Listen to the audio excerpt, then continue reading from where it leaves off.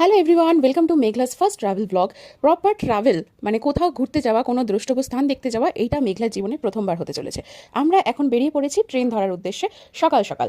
খুব বেশি সকাল নয়, কিন্তু যেহেতু কুয়াশা আর রোদ্দুর ওঠেনি তাই সকাল বলেই মনে হচ্ছে।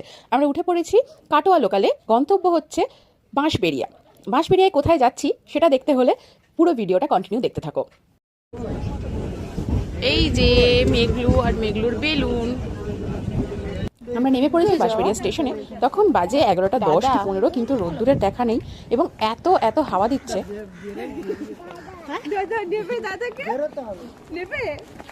দেখো মেঘলা এখানেও ওর একটা দাদা পাতিয়ে ফেলেছে। ছোট ছোট বাচ্চা দেখলে দাদা দিদি পাতিয়ে ফেলে, তাদের সঙ্গে খেলার জন্য ও চোখ কান বন্ধ করে দৌড়ায়। বাঁশবেড়িয়ায় নেমে আমরা চলে গেছিলাম হংসেশ্বরী মন্দির। সামনেই টোটো স্টেশন থেকে নেমে, এবং মাত্র 10 টাকা ভাড়া।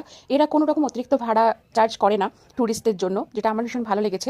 এমনকি মন্দিরের সামনে জুতো রাখার জায়গা 2 টাকা প্রতিটা জুতোর জন্য নিচ্ছে ওরা। জুতো খুলে মন্দিরে প্রবেশ করতে হবে। অতিরিক্ত টাকার কোনো জুলুমবাজি নেই। তুমি পুজো দিতে ইচ্ছে করলে পুজো দেবে, না ইচ্ছে করলে দেবে না। ওখানেই ডালা পাওয়া যায়।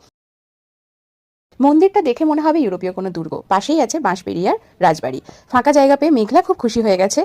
রীতিমতন দুরন্তপনা করে বেরিয়েছে। সুন্দর একটা ফটো মেয়ের তোলা যায়নি। আস্তে আস্তে আরো দুষ্টুমি ওর দেখাবো। এখন আপাতত আমরা মন্দিরের ভিতরটা দেখি। এখানে কিন্তু মায়ের ভোগও পাওয়া যায়। প্রায় দিনই মাছ ভাত দেওয়া হয়। এছাড়া সেদিনকার মেনু ছিল খিচুড়ি। 50 টাকা মাত্র কুপনের দাম। এবং সকাল সকাল এসে যদি টিকিট কেটে নেওয়া যায়, মানে কুপন, তাহলে 1টার সময় ভোগ দেবে।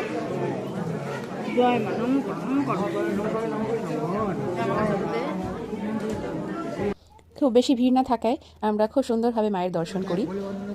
এখানে আরও আছে 21টা শিবলিঙ্গ, ছোট ছোট মন্দির পরপর আছে। হংসেশ্বরী মন্দিরের ঠিক পাশেই আছে বাসুদেব মন্দির, যেটা দেখতে অনেকটাই বাঁকুড়ার বিষ্ণুপুরের পোড়া মাটির মন্দিরের মতন। এই অনন্ত বাসুদেবের মন্দিরটি আমার ব্যক্তিগতভাবে ভীষণ ভালো লেগেছে, যার দেওয়ালে আছে রামায়ণ, মহাভারত, এছাড়াও আরও অনেক পৌরাণিক গল্পগাথার বিবরণ ছবির আকারে, সম্পূর্ণ পোড়া মাটির।